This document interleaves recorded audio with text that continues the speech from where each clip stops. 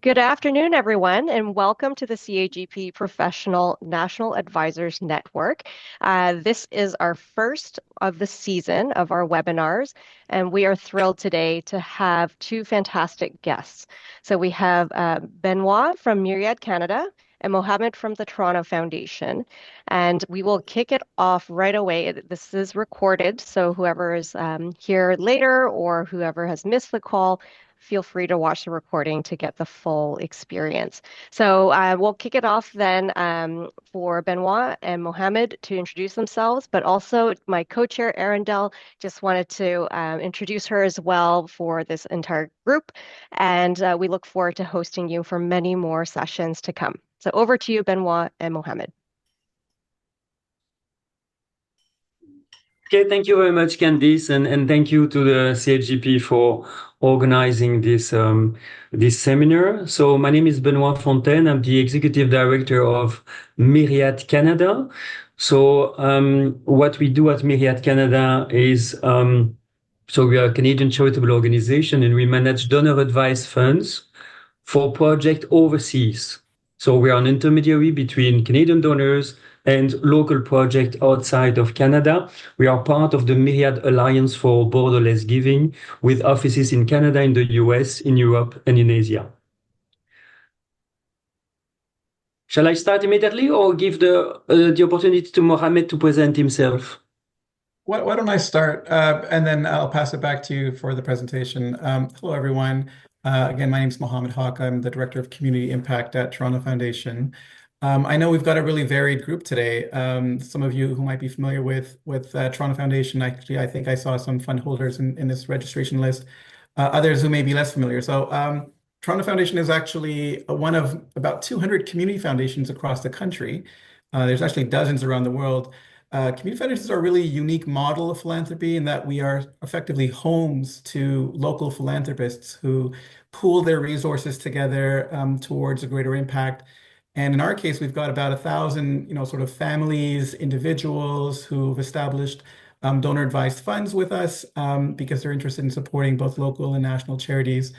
In many cases, we are offering sort of efficient back office supports to their foundations, but I think the real value is that we're able to help guide their philanthropic journey, whether that's making recommendations, providing learning supports, or just connecting donors with shared interests.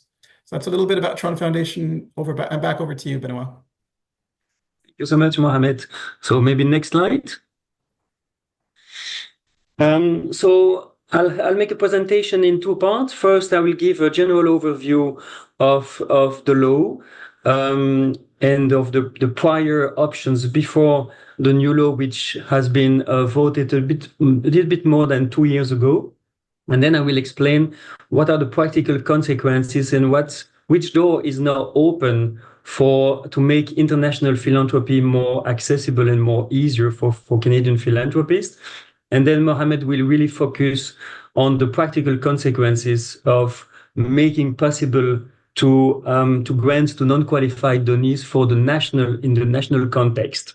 And then I think we all want to have certainly at least 30 minutes for questions, discussions, to engage with you, to have a very interactive sessions. Next slide, please.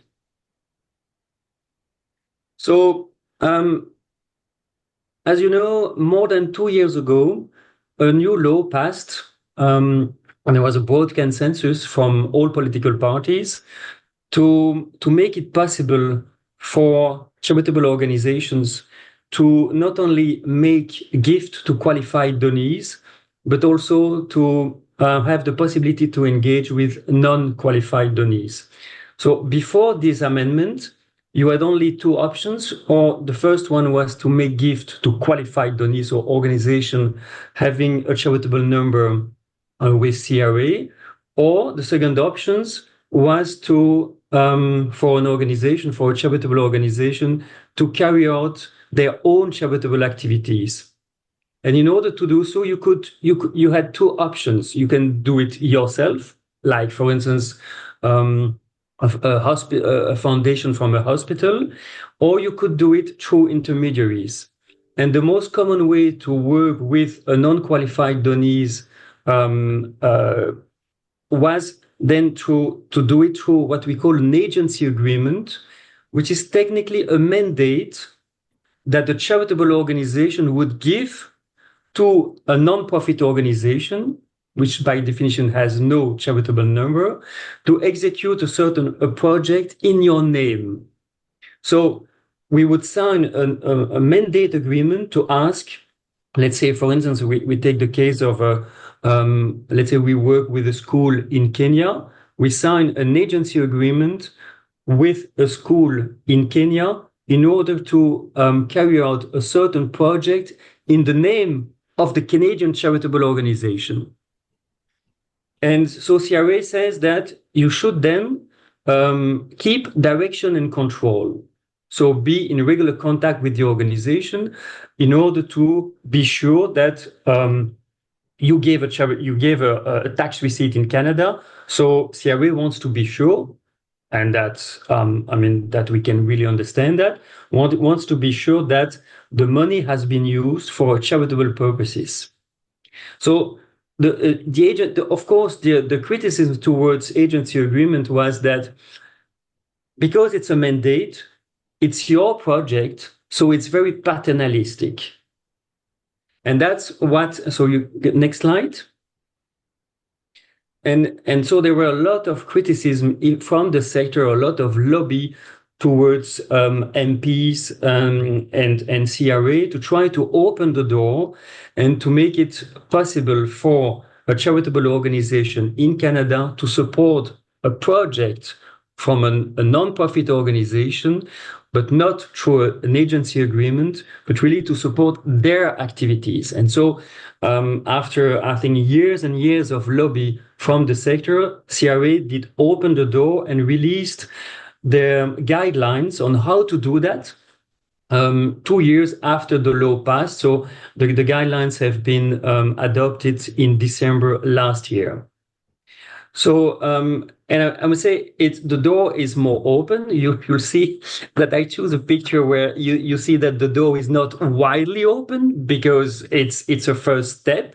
I think we can say in the right direction, but it's not completely open, and there are many questions, and we'll have the time to speak about that. And it goes a little bit more in the direction of what is possible according to the US law, but not in the same way. So next slide, please. So technically, what does it mean? It means that now for an organization can carry out its own activities through staff, volunteers, and intermediaries, and can also make grants. In fact, the law speak now about grants to non-qualified donors. And when we do that, CRA says that you have to adopt a reasonable and flexible approach in terms of accountability. Of course, so you'll have maybe the possibility to read the guidelines. It's very detailed. Technically speaking, CRA guidelines are suggestions, recommendations made by CRA. It's not the law. But of course, I believe that we all want to comply and to respect as much as possible what CRA is suggesting. And even if it's technically not the law, we consider it as a good practice, of course, to follow CRA guidelines. Next slide. So what are the practical consequences for an organization which would like to make grants to non-qualified donors? So I'll discuss 3 points.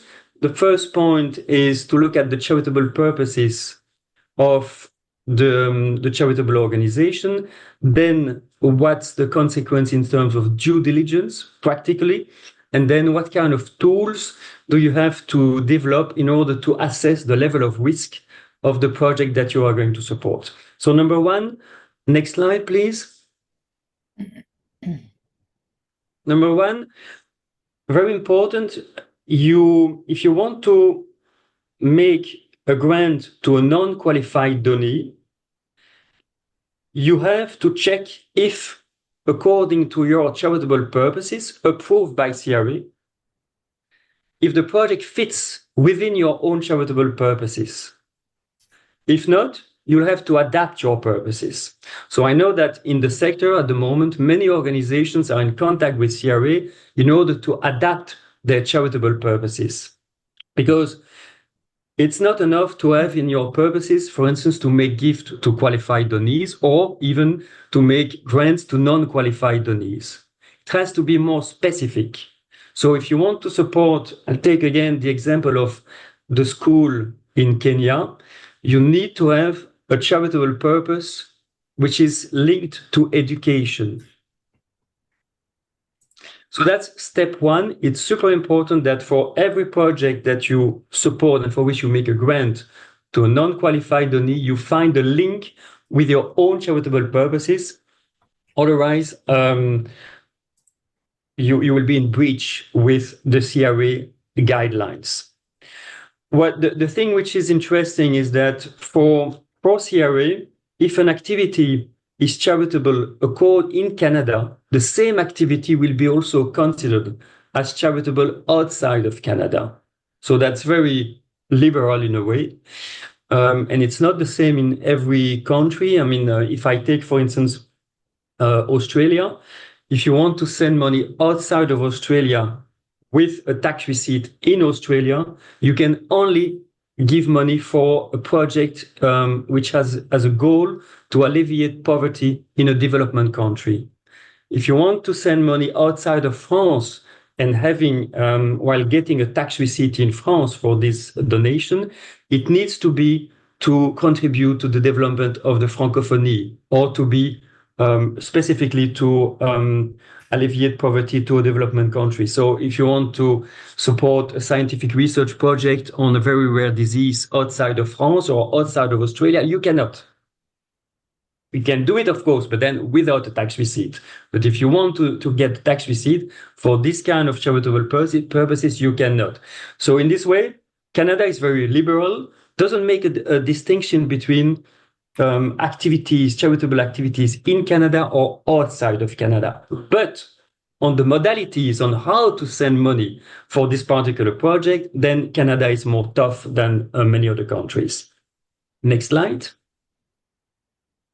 So once you checked that the project that you want to support with a non-qualified donee fits within your charitable purposes, so have you done that? Check. Second point is, how do you do the due diligence? So you have to do, I take again the example of the school in Kenya. You have to check, okay, where will be the project, and you have to document. At the end of the day, my main message of this presentation would be documentation is key, because you can do a fantastic project, but if you don't document it properly, the day you'll be audited, you'll have troubles. So documentation is really my advice number one. So document that you have a process in place, that you always follow certain steps, and that you are very rational and structured in the way you work. So you check where will the project take place, what's the mission of the organization you are going to support, when they've been created. I mean, if it's a new school, just recently been created by some volunteers, of course, at such it's more risky than if it's a long-established school. So you check the general reputation of the people, the leadership, who's on the board. I mean, a board of 3 people, only family people is not the same than a board representing the whole community. It gives much more strength to your project. You check the sources of income. I mean, if you send $100,000 to an organization which has assets or annual revenue of 50,000, that might be risky, of course, because with your grant, you double the resources, the annual resource of an organization. So check these kind of things. Check if maybe they have an audited report from their financial statements. So all that is to list what are the risk factors and how can you reduce the risk while supporting the organization. So due diligence on the organization, document that, have a process. Next slide. So For CRA, there are three levels of risk according to a matrix, and I will show you the matrix in a minute. Is it a low risk, a medium risk project, or high risk? Next slide. And there you see that's coming from the CRA guidelines. When you develop, when you engage in the due diligence of your project, you check what's the charity's experience. We spoke about that. What are the governing documents of the organization? I mean, if you support a project in the medical sector, but in the purposes of the grantee, there is nothing related to to health and that's of course a problem. You check what's the grantee's experience, what's their governance. Then private benefit concern, it's super important. At the end of the day, CRA gives you the possibility to give a tax receipt to a donor. It has to generate a public benefit. So we don't want to generate a private benefit.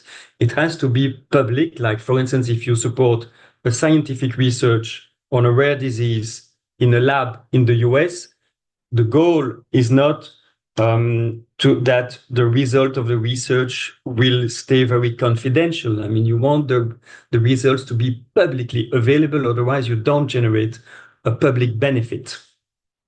The grant activity, the country where the grant is going to happen, I mean, of course, it's not the same to support a project, let's say, in a war zone, let's say maybe in Lebanon, or to support a project in the US.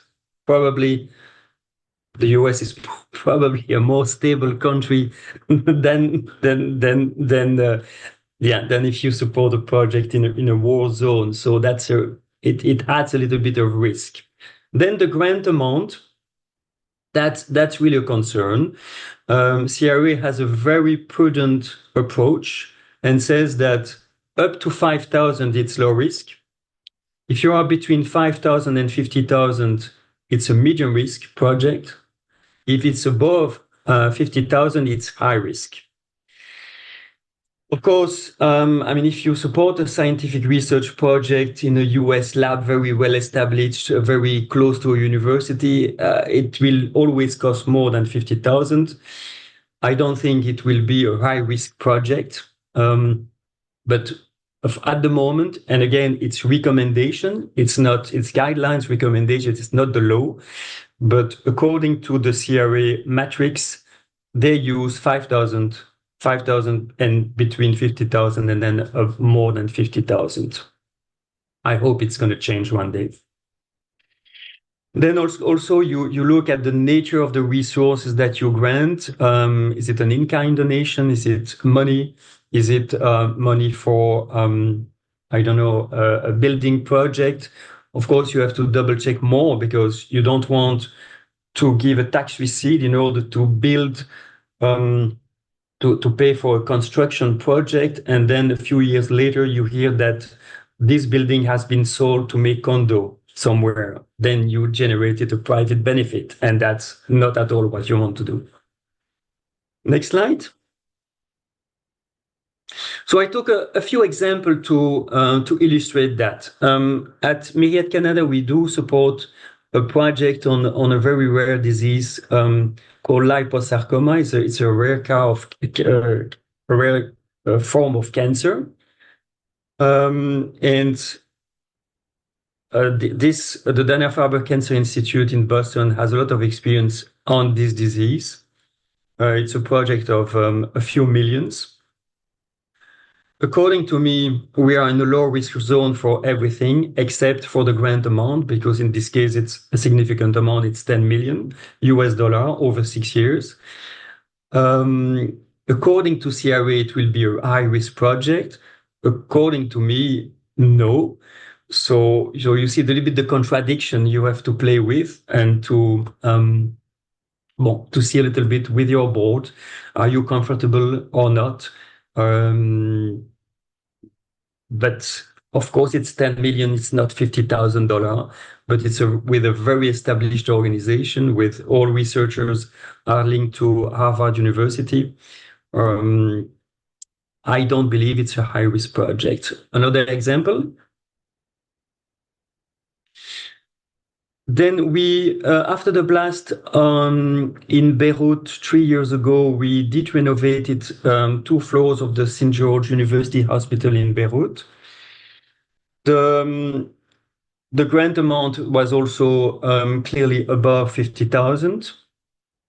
Of course, there I want to illustrate that it's in Lebanon, a country where it's well known there is a lot of corruption. So in this case, what we did to mitigate the risk is to hire a third-party organization to do a monthly control on the construction project on the ground.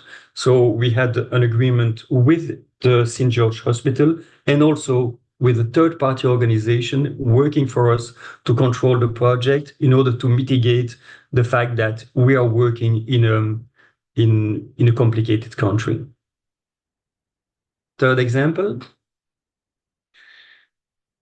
A small project, 25,000 Canadian dollar in Kenya with a small school. There, I would say probably it's medium risk. Well, it's not always easy to work in Kenya, so you're between medium and high. At the end of the day, I just want to say that CRA just pointed out different criteria, and they don't give a weight or a ponderation for all these criteria. So it's not a mathematical formula, and that you can say it's low, medium, or high. I think for CRA, the thing which is important is that you discuss that, you have internal meetings within your organization, with the board, and you document the fact that there is a reflection process. I think that's the most important thing. Next slide. And I take maybe a last example. We sent, I think last year, we sent 4 Canadian artists to the Verbier Festival in Switzerland. It's more than 50,000, but it's the Verbier Festival, which is a very well-established, renowned festival in the world. So technically, we would be in a high-risk zone. But for me, a project in Switzerland with such an established organization, it's really a low-risk zone. So again, I would say don't be afraid by the CRA guidelines. That will be also the message. Try to do it, try to develop a process, and try to be extremely rational, because every case is different. But take the time to do the due diligence, to make the analysis, and to have always the same processes that you follow. Next slide. So again, when you sign a grant agreement with a non-qualified donee, once it is signed, it's not finished. So stay in regular contact according to the complexity, according to the amount. Say maybe it's every 2 months. If it's very complex in a short project, maybe every month. Try to find a way to stay in regular contact with the organization, to have enough comfort to be sure that you gave a tax receipt and that you are sure that the money is well spent for a public benefit, and adapt your style according to that. So if you are less comfortable, do more meetings. You can accept also, you can be flexible, you can accept changes, because of course a project will be described in a document, there will be an agreement formally, but things can change because it's always complex project. So I think there is no problem to be flexible, and to show that you are to develop a very human relationship with the grantee. But it's important that you know what's happening on the ground, and if there are changes, that you are aware of that. If it's big project, I think it's also a good practice to go on site and not only to support the project on distance. Again, documentation is key, and it's really better to anticipate, to have more than documentation than, because if you are audited in 5 or 7 years after the project finished, it's going to be very complicated, because people change inside the organizations, And so how are you going and it's going to be very time consuming to gather all the information that is necessary to prove that your money has been properly allocated. Next slide. So to conclude for my part, I think that the purpose of the reform is good. It goes in the right direction. I think there is still a lot to do for the sector to advocate and to push for more clarification on a few gray zones, which are still very clear when we read the guidelines. For instance, do we need to ask all the financial justifications for every expense from your grantees? Doesn't seem to be clear in the guidelines, maybe for big project or only for the biggest expenses of the partners. That's not clear. It's really the beginning. The guidelines have just been adopted very recently. There is no jurisprudence. So I think I don't think the message should be don't do it because it's not clear. I think the message would be no, take the opportunity to support organizations overseas and Mohamed will speak about local and small organizations in Canada. Be open to testing, but have a process. And if you do that once in a while, maybe it's better to outsource that a little bit or to take advice with organizations that do that a lot. Because also you need the kind of staff which is used to do it. But if you do that on a regular basis, you will gain experience. And also use that as an additional tool that you can combine. You can sometimes start with an agency agreement, and then once you have a lot of comfort, you can turn that into a grant agreement or immediately a grant agreement. That's really depending on the kind of project, but it's just an additional tool in the toolbox. And you'll have to report that in the T3010. There is now a new question in the T3010 where you have to report on how much you gave to non-qualified only. I was a bit long, I'm sorry, and I pass I pass it immediately to Mohamed. And thank you. All right. And I think with all that background on both sort of the regulatory framework and how, Benoit, you've been able to implement some of these new changes in your individual projects, I'm hoping to provide a bit of context around how we at a grant-making foundation have implemented and sort of designed and delivered some granting programs, both prior to the changes as well as in this new landscape. But I think it's also worth noting, or just stepping back a little bit and kind of understanding in the Canadian context, why is it that we're actually seeking to support non-qualified donees? Why was there such a push in the sector to be able to directly support NQDs? And so, at least in Canada, more than half of our nonprofits are effectively considered non-qualified donees. They really form the backbone of the sector. And these are, in many cases, local groups, neighborhood collectives, grassroots organizations, often performing very critical frontline work, yet receive, little attention from donors, from funders, and even media attention as well. And, they're often small, volunteer driven, but they actually often have a very outsized impact. And so they're filling the gaps left by larger charities and sometimes really focusing in on very specific underserved neighborhoods or issues or population groups that may be neglected. And they tend to be more representative of the communities that they serve. And our view is at the foundation is that, by encouraging more direct funding to NQDs, we're really helping to build up their capacity, which ultimately helps build their sustainability and allows them to invest in their growth and scale their programs and services. At Toronto Foundation, these kinds of organizations have been a priority for us, but we know they don't receive the same level of attention from other funders. Next slide, please. In the past, we've been able to support NQDs through two means, and I think Benoit kind of spoke to the agency agreement earlier. The other main vehicle we've been using and we continue to use is through charitable trustees.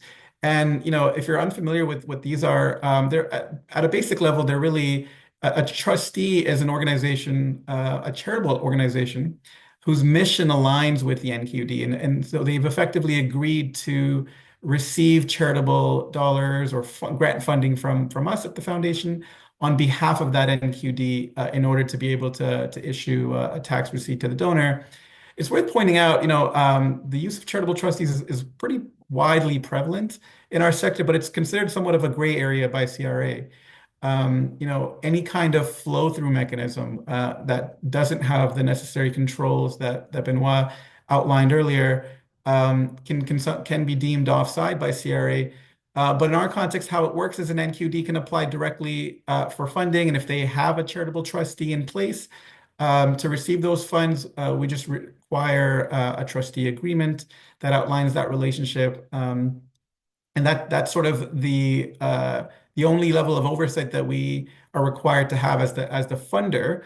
And on the trustee side of things, they take on that responsibility and often charge the NQD a fee. Usually it's about 15% in order to be able to receive those funds and the costs that they bear in terms of the administrative burden to manage those funds. And I'll quickly just share, there's sort of two ways that I've seen this is, when it's done right, the trustee can play the role of a mentor to these NQDs. They're often providing administrative support, capacity building, in addition to the oversight of the funds. When it's done not so right, as certainly the case sometimes, they're just a flow-through vehicle and require very little of the NQDs, offering very little support. And it's just sort of a transactional relationship. And so we try to stay clear from those.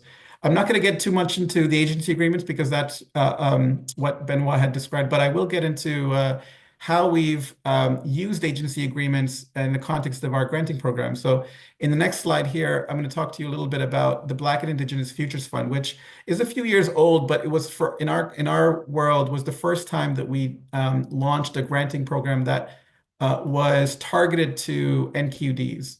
And it was actually one of the most impactful programs we've ever had, and it's been modeled across several other funders across the country.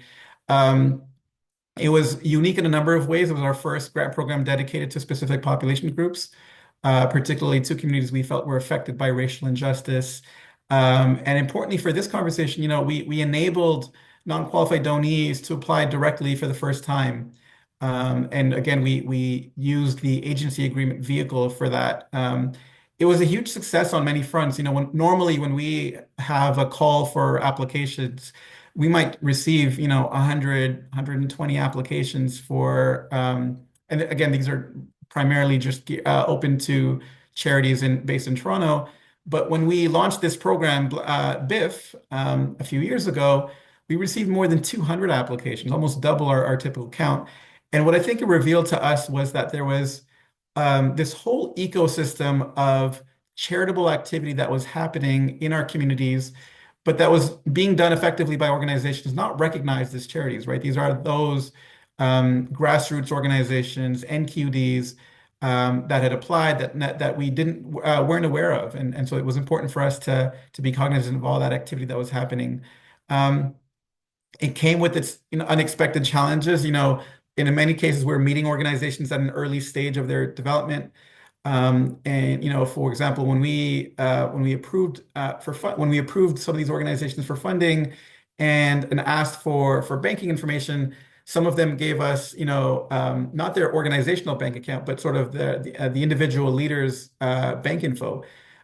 Because they hadn't set up an organizational bank account. And so with some of these sort of challenges that we hadn't encountered before when working with registered charities, but we wanted to still continue to support these organizations, so we obviously needed to have those things in place.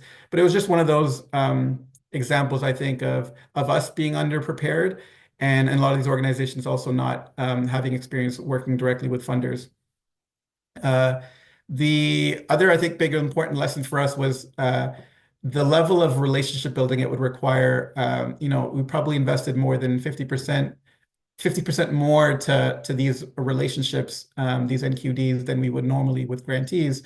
And some of that just related to, again, the nature of the relationship. We were entering into what was effectively a fee-for-service agreement. We were developing these charitable outcomes that they were seeking to carry out for us on our behalf. Again, this was through the old CRA regime of direction and control.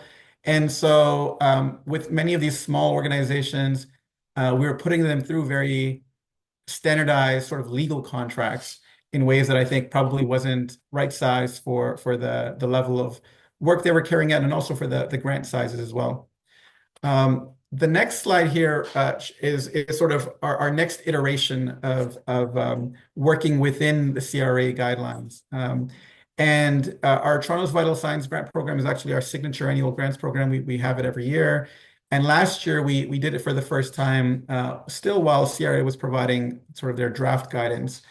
And here, I think it's worth pointing out, our granting philosophy at Toronto Foundation is that we tend to provide unrestricted funding.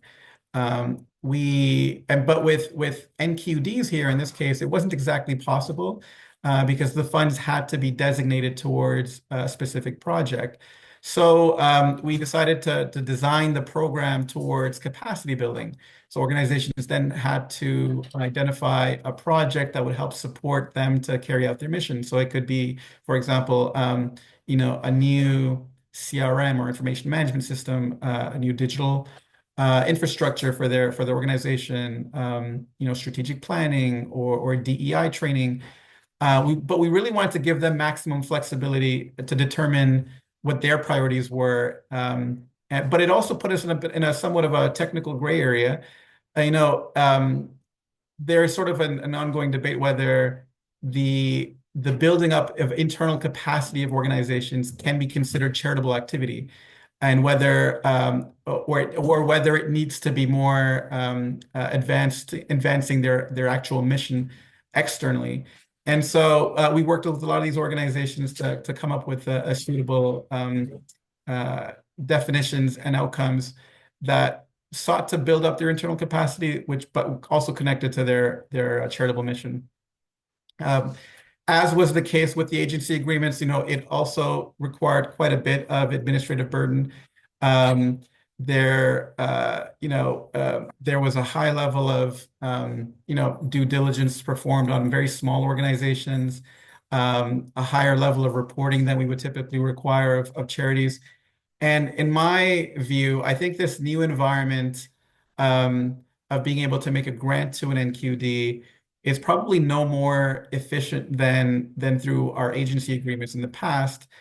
Perhaps, from an optics perspective, we're no longer containing sort of, direction and control in that paternalistic way that's been described earlier. But I think the similar dynamic exists. And that I think speaks to a little bit around the tension around this broader trend in philanthropy called trust-based philanthropy, which is that we ought to trust organizations to deploy resources as they see fit, rather than it being directed by the wishes of the donor or the foundation. But it runs against obviously a lot of these guidelines that CRA has laid out for us.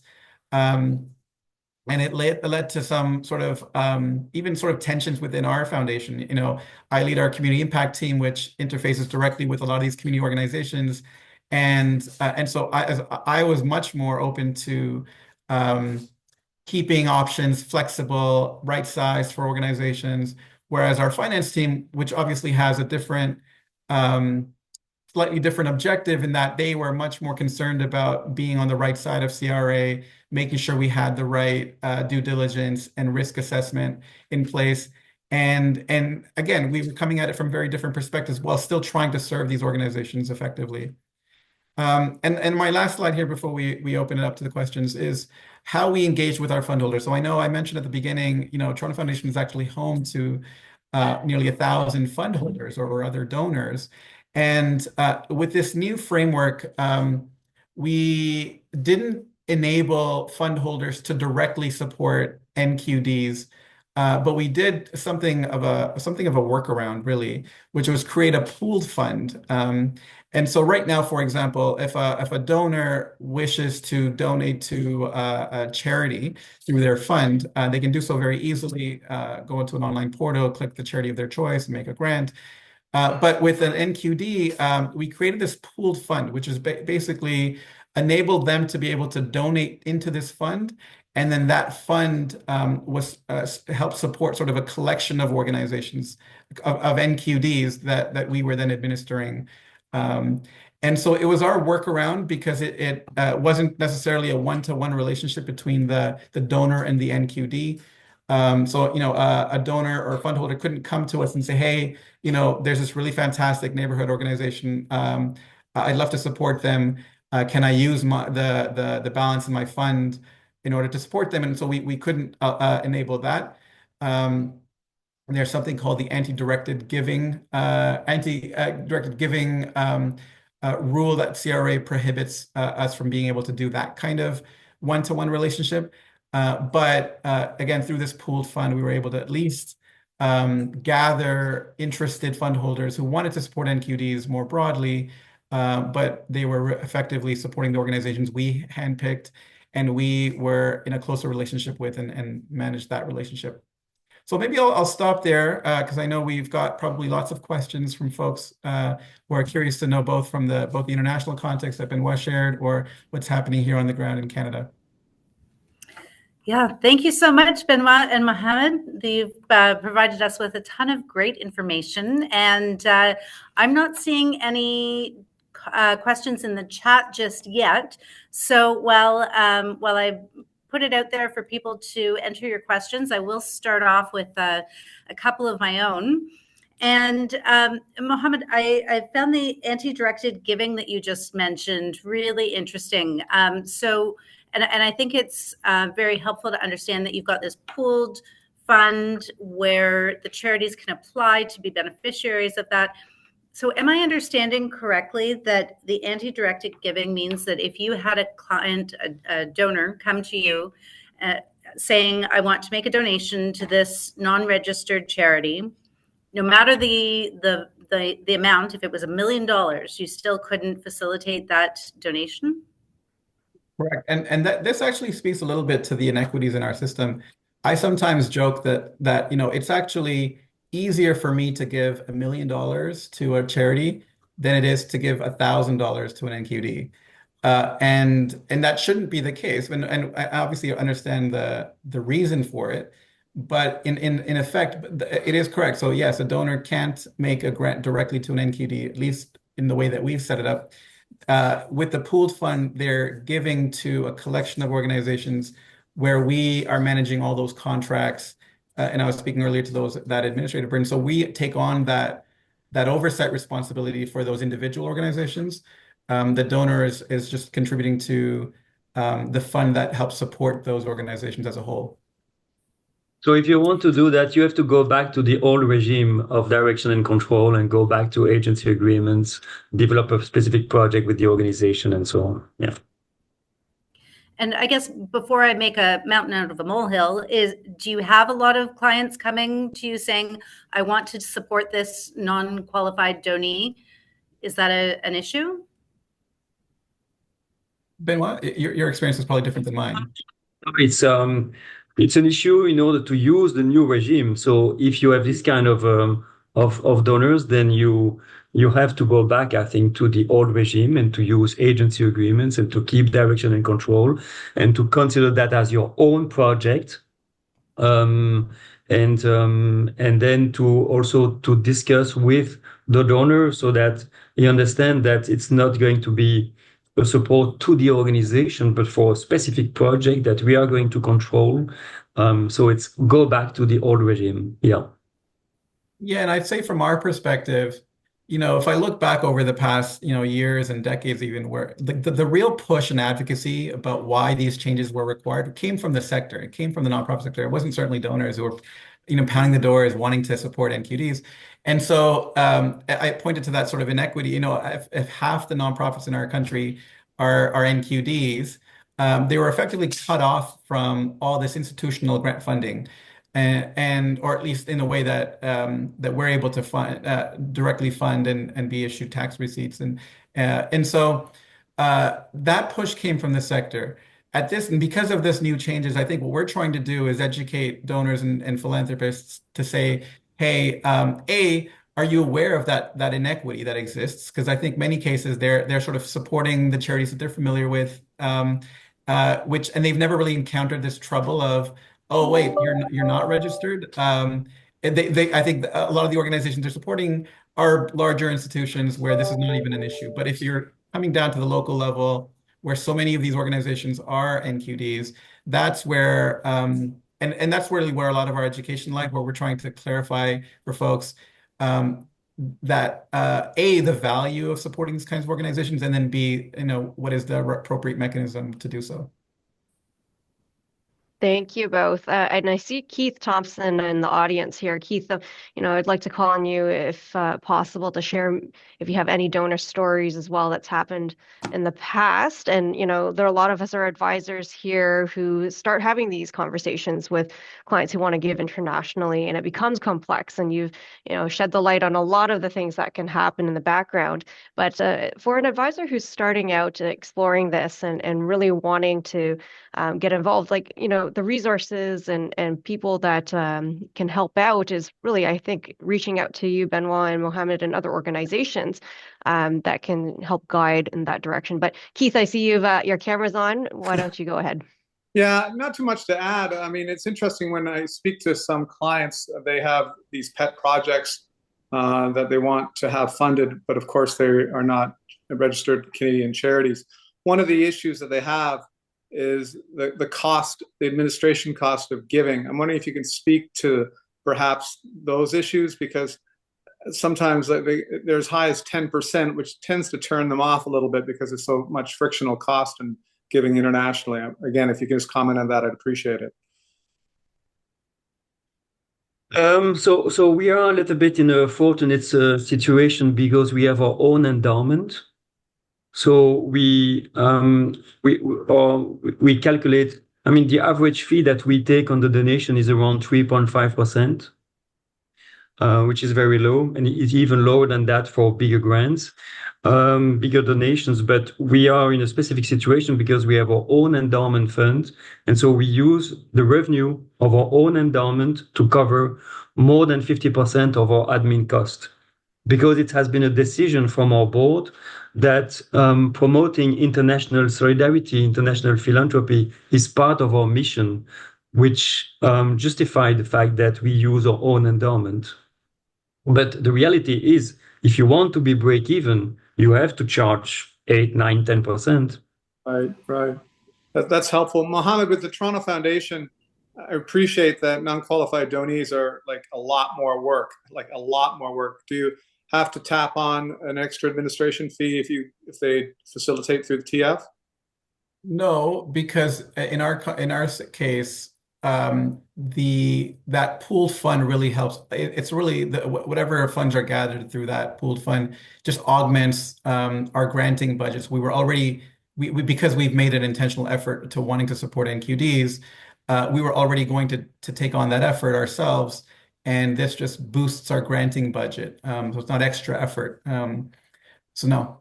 So at the end, it's really a proactive decision from the foundation and from the board to say, okay, it's worth to do it, rather than an economic decision. Economically, you lose money by doing that. A lot. You lose a lot because it's intense. So and I'll say one of the things that it does is also, yes, I think there's certainly a cost in terms of just like human resources. The benefit I will share is that we enter into a much deeper relationship with these organizations than we normally would if it was a grantee. With a lot of registered charities, and especially because of the way that we grant, where we consider ourselves as trust-based grant makers, we provide a lot of unrestricted giving, granting. We don't tend to have a lot of deep, like long-term relationship with organizations. Like we'll give the money, maybe there's a report that's they're required at the end of it, and then that's it. Whereas with a lot of these NQDs, it's a lot more touch points. We are more intimately familiar with their organization in ways that we just wouldn't be in other contexts. And that helps us get a better perspective of the landscape of what's happening in the city, and also just the nature of the types of organizations that we're supporting as well. Thank you. Maybe to echo that, it's really the learning experience is means a lot. I mean, you become really a knowledge-based organization because you, to echo what Mohamed said, you begin to really to understand all the different contexts and the specificities much more because you have to, but you, in a way, you benefit also. And I think for the staff, it makes it's more pressure for the staff to be always compliant, but it's also more interesting on the content. So it's both. Thanks again. There's a question in the chat. In your experience, do you find that many of the non-qualified donees go on to become charities, registered charities, after they've received the funding? Or what's your experience there? Most do not. And so there's a reason why a lot of organizations remain as NQDs. It has particular advantages. The main disadvantage, of course, is that it prevents them from accessing institutional funding through foundations like us. The benefit, though, is that it keeps their costs down, especially if they're small organizations. They don't have to maintain, audited financials every year. They don't have to, all the reporting requirements of CRA of charities isn't required of them, of course. But then also there are other aspects of it. There used to be a time when there was a sort of a chill on the political activities of registered charities. It's not as pressing of an issue these days, but I think some of that still lingers in that nonprofits tend to have more flexibility in some of their advocacy work, whereas I think some charities feel somewhat constrained about what they're able to do. And there used to actually be a rule. I think charities could only conduct 10% of their activities could be considered political. Anyway, so there are some general benefits, but no, by and large, most NQDs remain NQDs, and it's really related to size and capacity. And David, I see your camera's on. Do you have a question?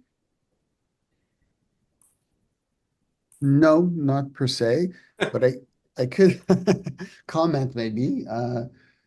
When we talk about risk and the risk matrix, and we all know that it's a guidance, I just want to kind of highlight that, that even if it's a high risk considered, we still can go ahead and do a grant agreement and move forward.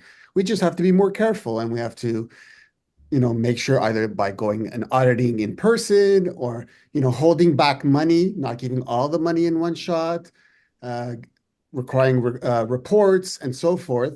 So I just, it goes back to what Benoit says, don't be scared. If you document, and you audit and you're careful, the low threshold of 50,000, we know it's very low. And also it's not weighted. We don't know how it's weighted, because if that's the only one that's high risk, is it really high risk? No, I don't think so. So I just wanted to kind of highlight that. In terms of also the anti-avoidance. So what we do here at the Jewish Community Foundation is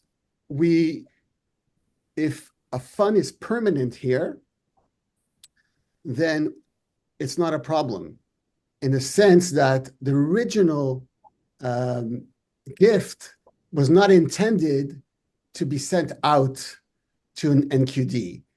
So I just wanted to highlight that for donor advised funds, that isn't also an issue. So I just wanted to kind of make some comments, hopefully contributing a little bit to the conversation.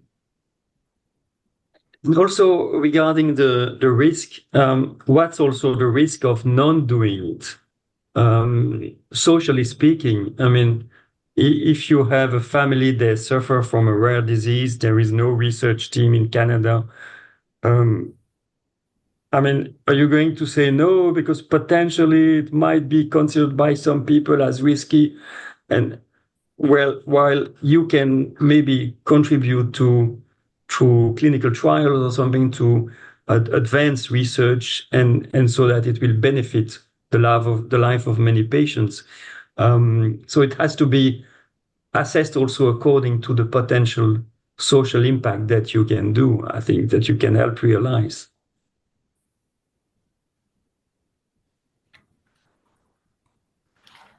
Wonderful. Thank you for your answers. I'm just looking in the chat here. Do we have time for one more question, Candace? I think we can do one more, or any comments, anything anyone wants to share out there. If not, we can always wrap it up too. All right. Well, on that note, unless somebody'd like to enter anything into the chat or take yourself off the microphone, I will just share with you the upcoming dates for our future sessions. But before I get into that, I would really like to thank Mohamed and Benoit for all your insights today. You've provided us with a ton of really great information. And as a reminder, this call is being recorded. Everybody will be sent a recording of the session today. So thank you both very much. And our next session will be on January 23rd. It's an open mic session with Candace and myself. We encourage you to bring your big, meaty questions and issues that you'd like to discuss. On March 27th, we'll have Angela Lamb from Staten Murray and Lamb and Debbie Stanley from ETP Canada talking about will planning and executive services. On May 8th, we'll have Gina Rothstein from Karma and Sense and Janice Correa from the ROM speaking about multi-generational giving. And our last session of the season will be on June 26th, where we'll have Mike Todd from Transform Philanthropy and Adam Jagleski from Twin River Capital speaking about donor-advised funds and impact investing. Candace, is there anything else that you'd like to add today? No, well, thank you as well. I echo Arundel, your comments. Benoit and Mohamed, thank you so much for your expertise and time today. Learned a lot. And so this is just the beginning of the conversation to continue. And as advisors have more clients that they get to talk to this about, I'm sure you'll get more questions. And I invite everyone to connect with Benoit and Mohamed as well and to talk to them further beyond this webinar. So thank you everyone for your time. Have a great day and we'll see you at the next sessions.